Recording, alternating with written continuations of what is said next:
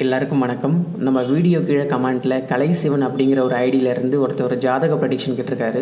என்ன கேட்டிருக்காரு அப்படின்னா, திருமணம் எப்போ, நிலையான வேலை எப்போ, எப்படிப்பட்ட பெண் அமையும் அப்படின்னு சொல்லிட்டு கேட்டிருக்காரு. அவர் கொடுத்த நேரம், தேதி, இடம்படி அவருடைய ஜாதக கட்டம் ஸ்க்ரீனில் தெரியுது. அவருக்கு எப்படிப்பட்ட பெண் வருவாங்க, திருமணம் எப்போது அப்படிங்கிறத பார்க்கலாம். ராசியாக வந்திருக்கிறது விருச்சிக ராசி, நட்சத்திரம் அனிஷம், லக்னம் கடக லக்னம். லக்னத்துக்கு 7ஆம் அதிபதி சனி.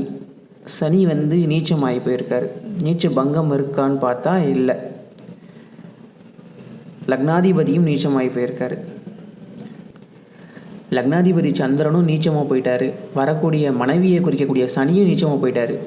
முக்கியமான 2 கிரகங்கள் நீச்சமாகி போச்சு, இவருடைய வாழ்க்கை அவ்வளோதான் வீண் அப்படின்னு நம்ம நினச்சோன்னா அப்படிலாம் ஒன்றுமே கிடையாது. நீச்சம் அப்படிங்கிறது குறைந்த அளவு ஒரு பாவத்துவம் தான். அதை நிவர்த்தி பண்ண சுபத்துவம் கிடைச்சிட்டா போதும். இப்போ பார்த்தீங்கன்னா கடகலக்னத்துக்கு 7ஆம் அதிபதி, அதாவது வரக்கூடிய மனைவியை குறிக்கக்கூடிய கிரகம் அப்படின்னா சனி. இந்த ஜாதகத்தை பொறுத்த வரைக்கும் இந்த சனி நீச்சமாகி சுக்கிரனோட இணைந்திருக்காரு.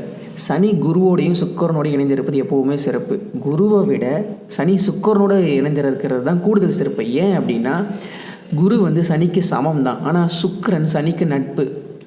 அவரோட நண்பரோடு இருக்கிறதுனால அந்த நீச்சம் நிவர்த்தி ஆகுது. நீச்சம் பங்கமாகலை, அந்த நீச்சம் பாவத்துவம் சுபத்துவமாக மாறுது.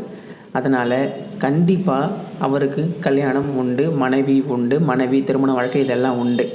அது மட்டும் இல்லாமல் லக்னாதிபதி நீச்சமானார், ஆனால் மீனத்திலேருந்து ஆட்சி பெற்ற குரு சந்திரனை பார்க்குறாரு.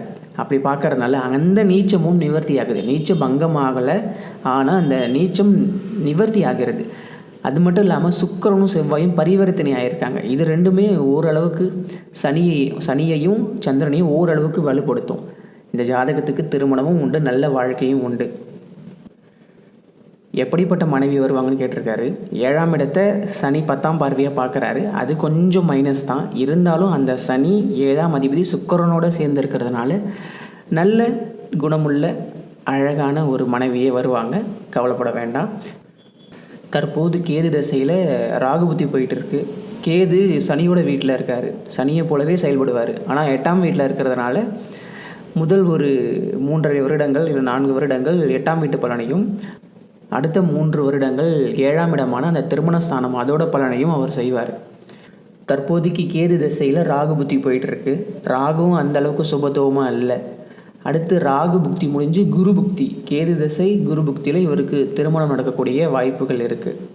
கேது சனியை போலவே செயல்படுவார். சனி நீச்சமாக இருந்தாலும் சுக்கிரனோடு சேர்ந்து சுபத்துவமாக இருக்கிறதுனால பெரிய கெடுதல்கள் இந்த கேது தசையில் அதோட பிற்பகுதியில் நடந்துடாது. அடுத்ததாக வேலை எப்போ அப்படின்னு கேட்டிருக்காரு. வேலை எப்போ கிடைக்கும் நீங்கள் எனக்கு கேட்டிங்கன்னா நான் ஒரே ஒரு பதில் தான் சொல்லுவேன். நீங்கள் ஒரு 5-6 முறை முயற்சி செய்து இன்டர்வியூ அட்டன் பண்ணிங்கன்னா கண்டிப்பாக வேலை கிடைக்கும். நீங்கள் முயற்சி செய்யாமல் வீட்டில் உட்காந்துருந்தால் இந்தாப்பா வேலைன்னு சொல்லிட்டு யாரும் தூக்கி கொடுக்க போகிறதும் இல்லை. முதல்ல வேலை கிடைக்கும். 2025 ஜூன் மாதத்திற்கு பிறகு நிச்சயம் வேலை கிடைக்கும். வேலை கிடைத்த கையோடு உங்களுக்கு திருமணமும் நடக்கும். உங்களுக்கு பிடித்த மாதிரி பெண்ணோட.